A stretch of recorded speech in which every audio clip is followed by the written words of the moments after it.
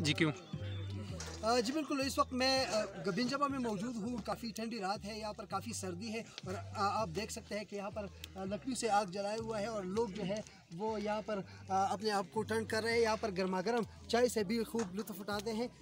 यहाँ पर इस वक्त हमारे साथ कुछ सयाह भी मौजूद है, कुछ मन चले नौजवान जो यहाँ पर पहुँचे हुए हैं, वो यहाँ पर रात भी गुजारेंगे। आइए इनसे बात करते हैं कि वो ये इस ठंडी रात को किस तरह इंजॉय कर रहे हैं। जी आप बताएं, कहाँ से आए हैं और किस तरह इंजॉय कर रहे हैं और सर्दी लग रही है अभी कि नहीं?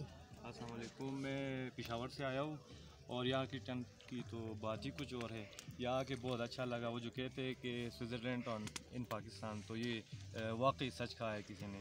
तो जब आप यहाँ आएंगे और मौसम देख के तो आपको खुद ही अंदाज़ा लग जाएगा कि ये बिस्तर ओढ़ के आपको फिर भी सर्दी लग जाएगी। ठीक है, आप बताएं ठंडी रात में गर्मा गर्म चाय से किस तरह लुत्फ़ उठाते हैं?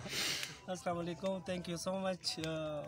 एक्चुअली ये एक लाइफ टाइम एक्सपीरियंस है क्योंकि हम पेशावर से आए हुए हैं और वहाँ का सोचे तो लोग एसी लगा रहे हैं और यहाँ हम बोन फायर कर रहे हैं और उसके साथ एंजॉय कर रहे हैं। इंतहाई पीसफुल इन्वायरमेंट है, सिक्योरिटी कोई इशू नहीं है और बहुत ज़बरदस्त माहौल है।